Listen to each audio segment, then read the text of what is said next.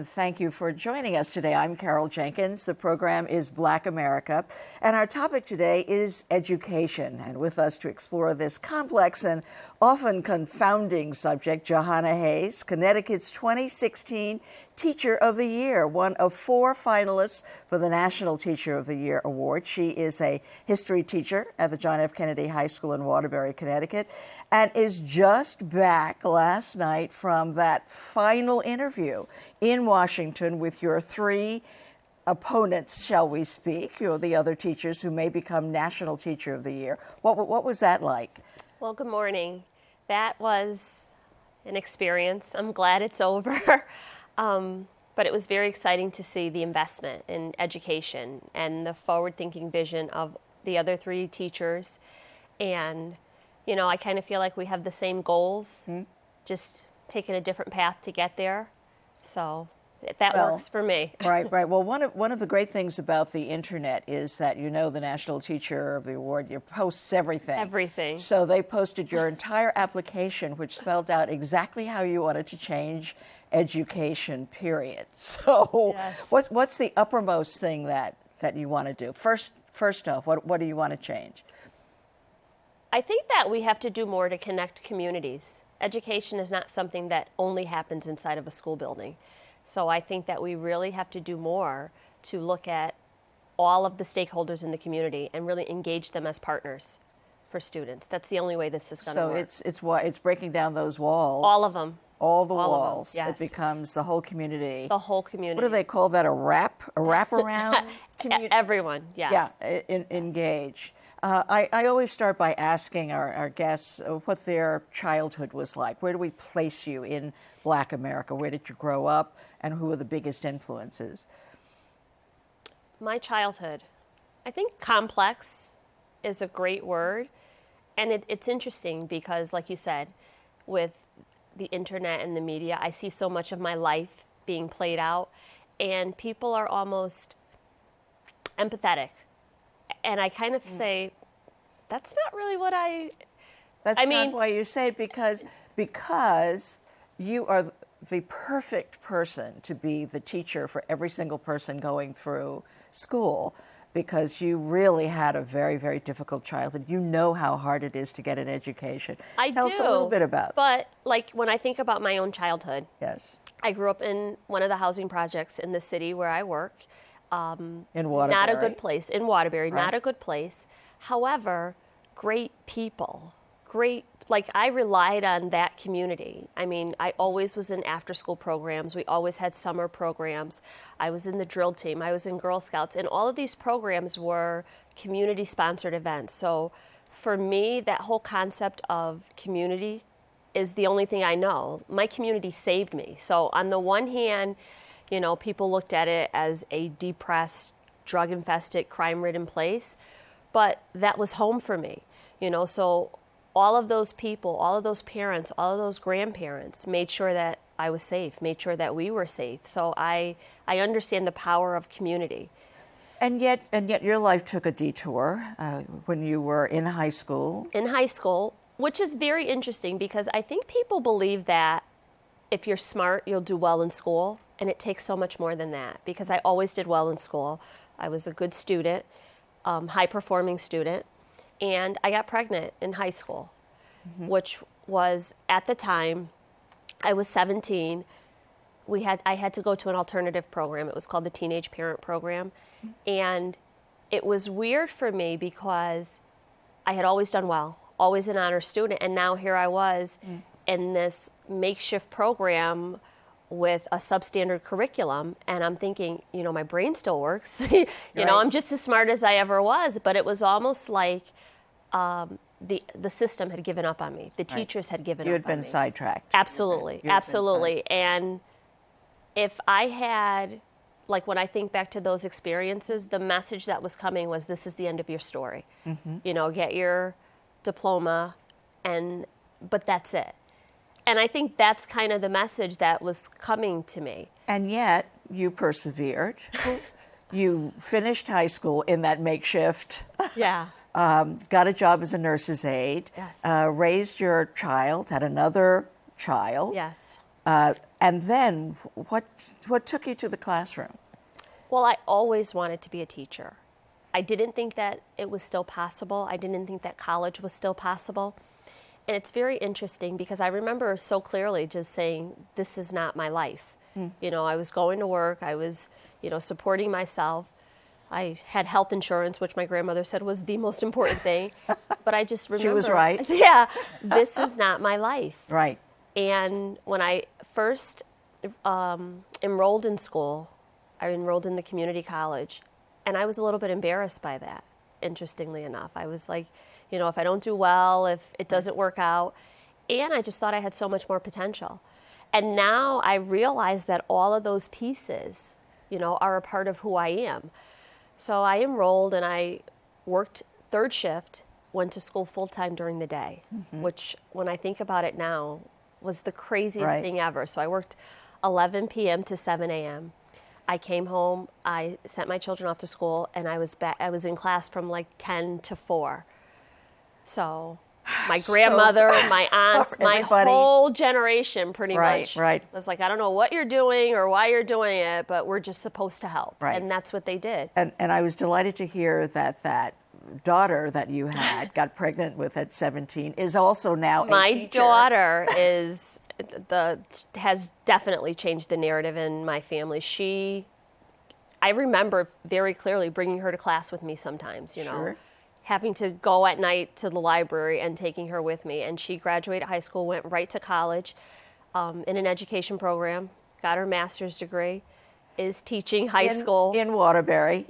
She teaches in Connecticut, not in Waterbury. All right, but she still is in the state. Yes, yes. But this is a great, and so you have another child, and actually you have 4 altogether. Right. Along with this tremendous career that you have. You were the first one in your family to go to college. Yes. And we have a clip of you addressing students and teachers when you were named Connecticut Teacher of the Year. Let's take a look at that. Okay. I see a little bit of myself in every one of you. The bright students, the struggling students, the attentive, the distracted, the highly motivated, the laid-back dreamers, and yes, even the fresh ones. I see myself in all of you, which is why I fully understand that getting a quality education is so important. You deserve it. You deserve it. I know what education has done for me. It's the great equalizer. Many of you already have limited access. You see, there's a common misconception that if you're smart, you'll be successful in school.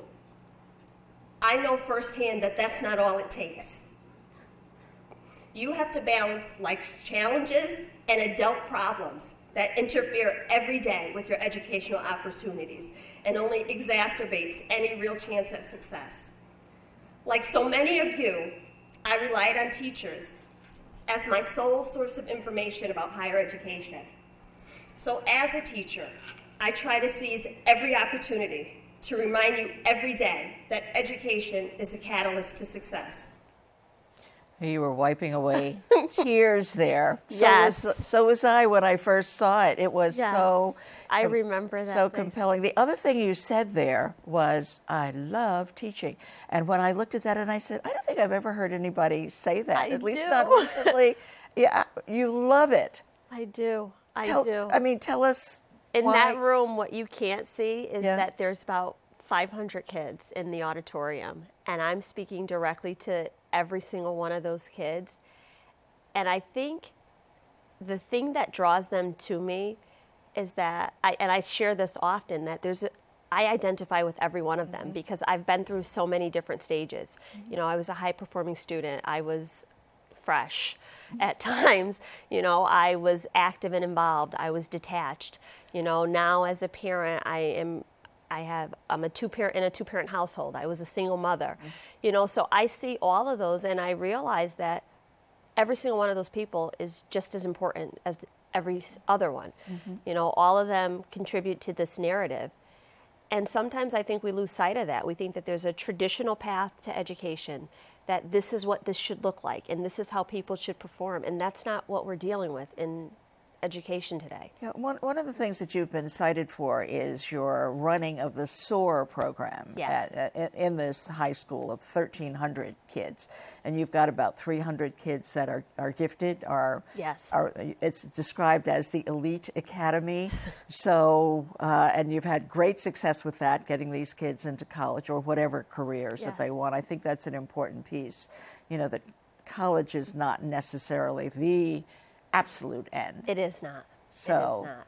I have students who don't enjoy school, which is fine. And I think too often the message is you have to go to college. That's the only way to be successful. But if you're a kid who doesn't enjoy school, college is school. I tell my kids that all the time. It's a good reminder. Yeah. And tough school, too. But to get back to the SOAR program, this program the concept was, our public schools faced a lot of challenges and a lot of criticism. And particularly in this community, parents were pulling their students out and sending them to private schools. I know that that's not an option for everyone. There are some parents who they get one shot at this. The public school is their only option. So what we tried to do was create this small community within this large school where we expanded the opportunities. And I guess another argument would be, well, shouldn't that be available to everyone? The thing is, the reason why this works is because a lot of the things that we require are not required of the district or of the state. So we pretty much, the families sign on and make a commitment. You have to have a higher grade point average. You have to have a lower absenteeism. You have to engage in service learning. Like all of these things that the district doesn't require yet. So it's a commitment. It absolutely is a commitment. Big commitment. And these kids come in motivated to learn. But the other piece of that is, even though I'm in charge of this program, when I took it over and kind of reworked it, I was very clear. I don't only want to teach this group of kids. So half of my day is there, and the other half I am in a para-supported special education class. Because oftentimes, if a teacher is seen as effective, they only teach a certain type of students. And I think that... And that's the beginning of the end. It is. And I think that students sense. need, teachers who are highly effective or who are highly motivated. The students that they need to reach most, are some of the more challenging students. And I see the difference in my students in those classes. They say, well, aren't you in charge of the SOAR program? They feel better about themselves. Right. But now what many of us know about the public school system, are the metal detectors, are the security guards on standby. And I want to show, I know you've seen this clip and have had to answer for it, but let's just play a little bit of this clip of a student who was sitting at her desk and was thrown out of it by one of the security guards.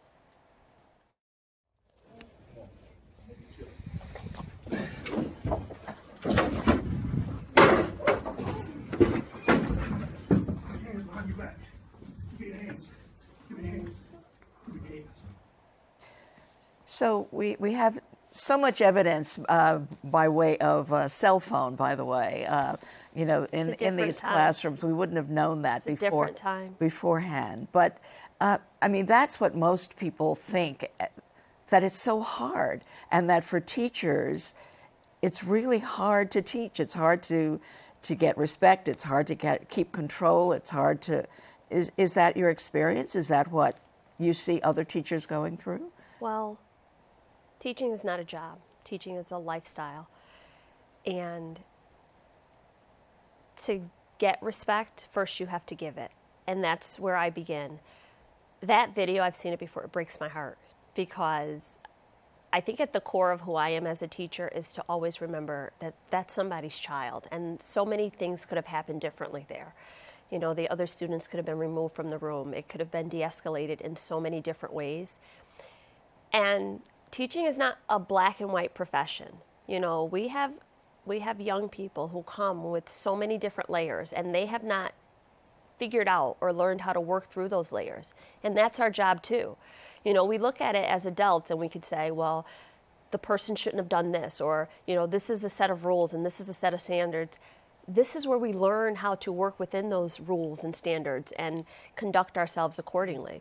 So that clip breaks my heart, teaching is hard, but I think we have an obligation, because if we don't do it, if we graduate students who are uninformed and don't know how to be citizens, I think we look at, you hear a lot about like taxpayers and our role in this society. If we're not citizens, if we're not productive, then none of that matters. And I think schools are where we model those behaviors and practice those skills. Yeah, so as part of your new duties, you're going to be going to Washington, and you'll make speeches and you'll give advice and share your expertise. One of the things that you've created at Kennedy is a program, a study to entice, to recruit more people of color into the teaching profession.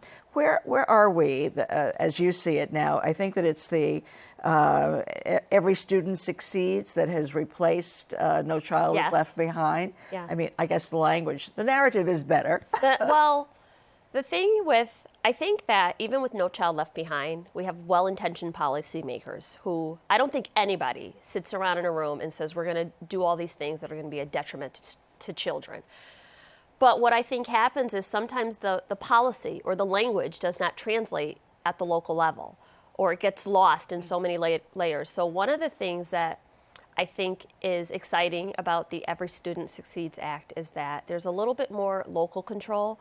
Well, it's going back to the states? Yes, as opposed to this prescriptive federal plan.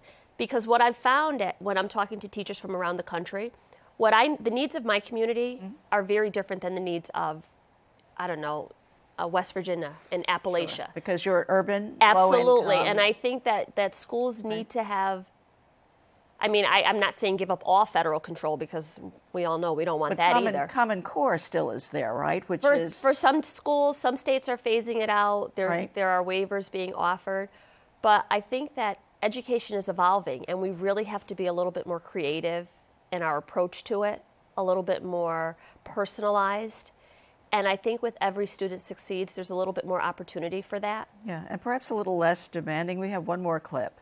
One more clip. Okay. We're throwing all of this. Yes. We want you to fix it all, Jahana. Yes. Okay. But I mean, many people were horrified when they saw this, and this clip is of a first grade class where a teacher has been demanding an answer and a child has responded inappropriately. Let's take a look at that. You cut or you split. So count it again, making sure you're counting correctly.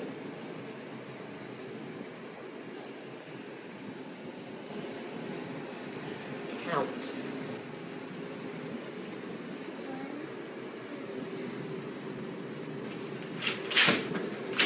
Go to the calm down chair and sit. There's nothing that infuriates me more. So that was from one of New York City's charter schools, and the teacher has apologized and said she was having a bad day. But still, it is this drive to that schools were told, you have to reach this level. All of your students have to learn X, Y, and Z. You have to do it by a certain time. And I think it really set in a poisonous atmosphere. What's your thinking about all of that? There's nothing that infuriates me more than that, because what a missed opportunity. And you think about, is that child's going to be able, that interaction may have changed that child's outlook on education for the rest of their career. You know what I mean? This child might be inclined to never answer openly to a question, to never ask a question if they're not clear about something. Because of that, they remember. They remember us. They remember the good things. They remember the bad things.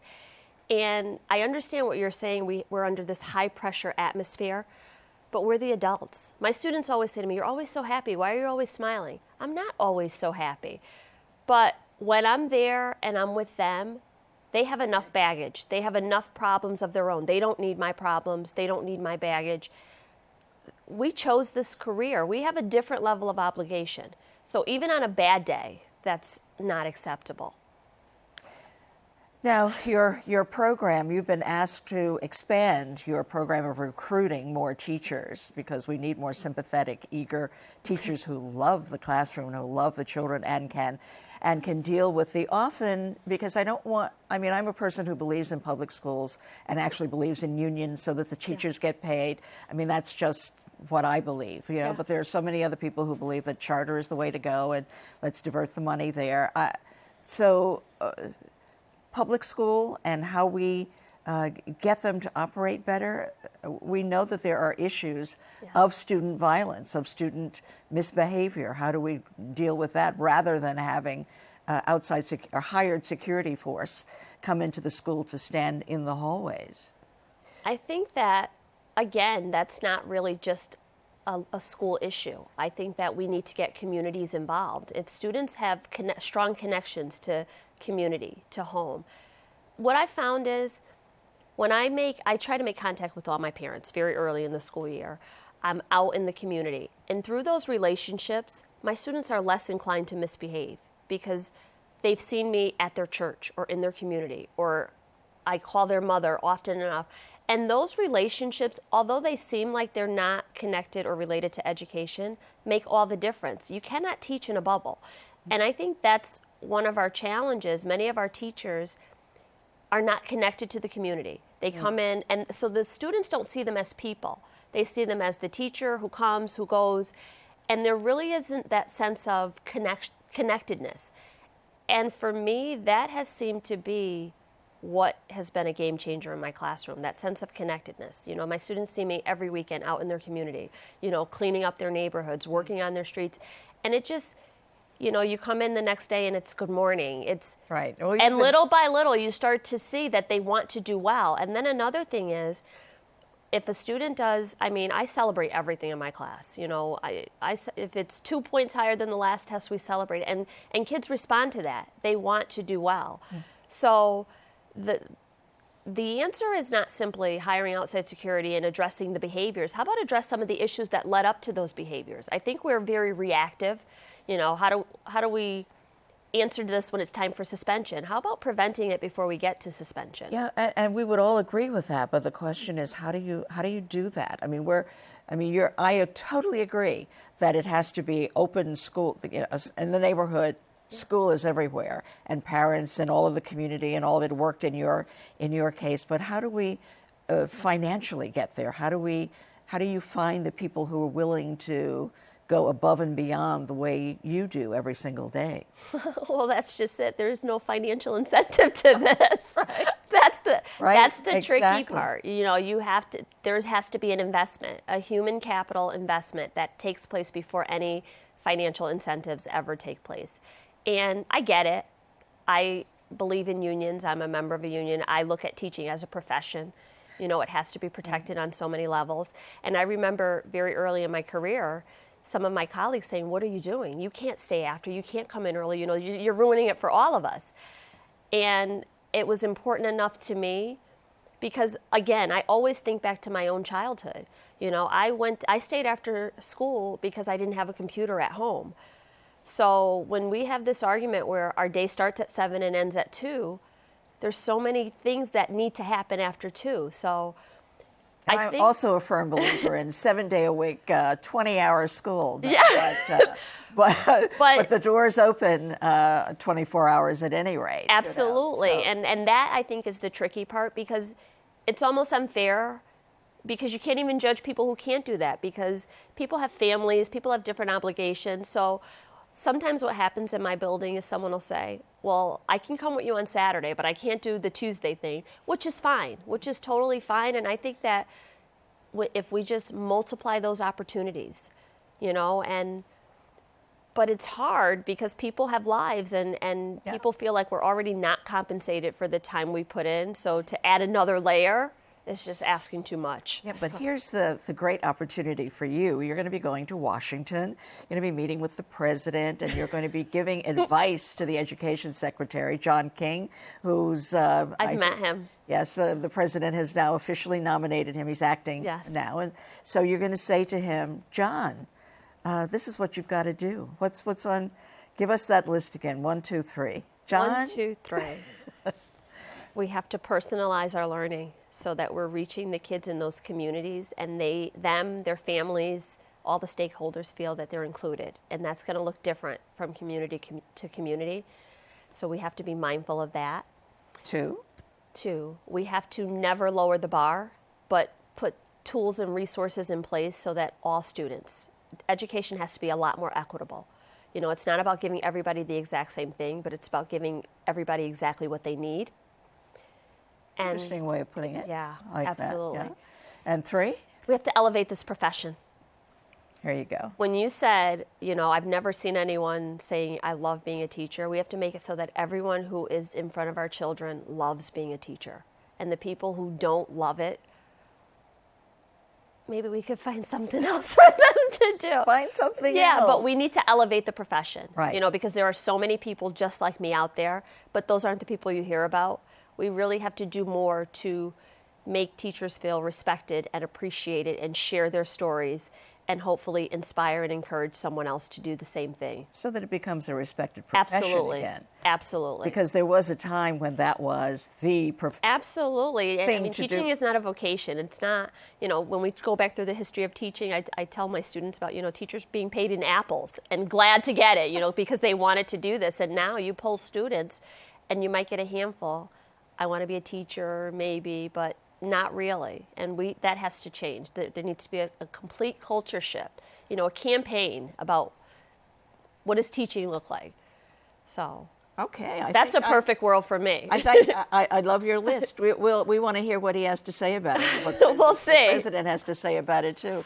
We're so pleased for you. Thank and you. I know that we'll find out. I guess the end of March and April. And end of as we April, tape this, the it's the president. beginning. So we'll run a little ticker. Okay. Say she got it. She won. Oh, wow. Wishing you the lot very, of very pressure. best. Thank you so much. Thank you. Jahana Thank Hayes, you for being having here. me. We're so thrilled Thank that you. you're going to be in charge of this. And thank you also for joining us today. I'm Carol Jenkins. The program is Black America, and we will see you the next time.